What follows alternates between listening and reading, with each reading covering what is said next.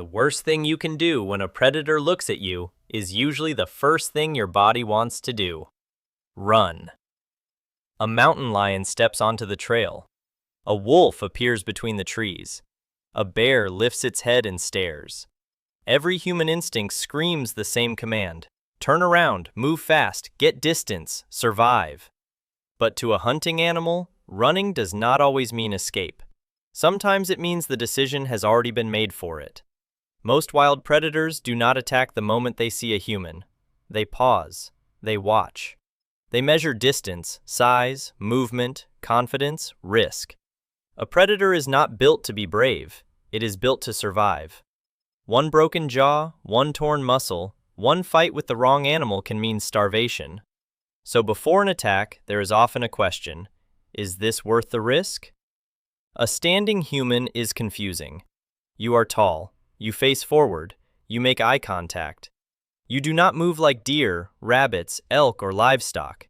You carry strange smells: sweat, smoke, plastic, metal, soap, fuel. You may be alone, but you do not look like normal prey.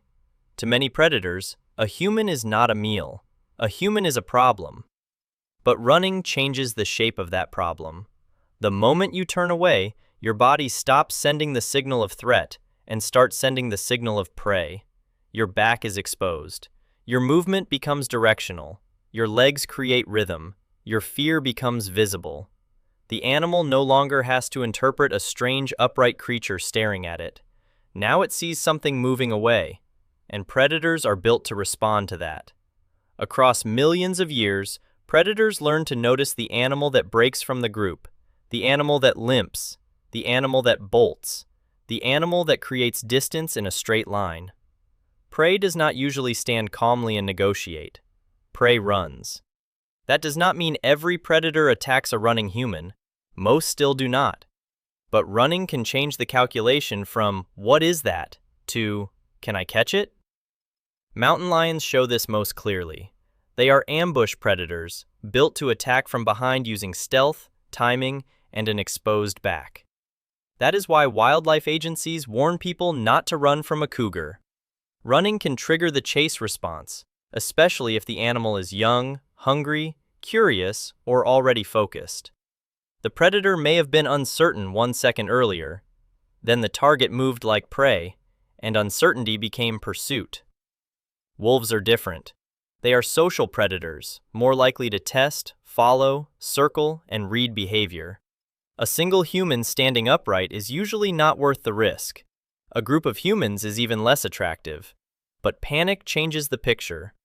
Running can make a human look isolated, vulnerable, and separate from control. To a predator that studies weakness, that matters. The chase does not always begin with hunger. Sometimes it begins with testing. Can this animal be moved? Will it keep fleeing? Will it turn and defend itself? Bears complicate the story because many bear attacks are not predatory at all. A bear may charge because it is surprised, defending cubs, guarding food, or trying to remove a threat. In those cases, running can still make things worse, not because the bear suddenly sees you as dinner, but because you escalate the encounter.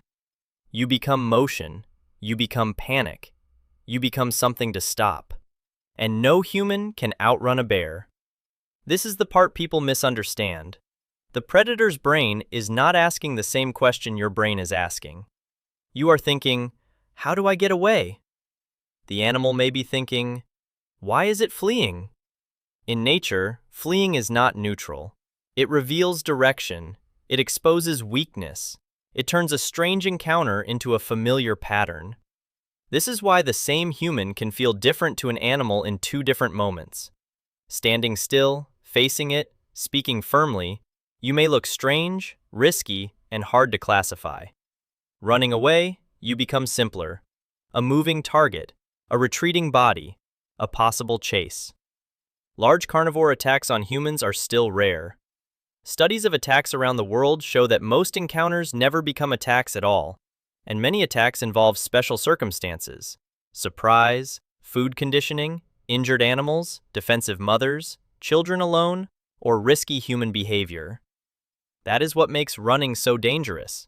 It can take an encounter that was still undecided and push it into a category predators understand.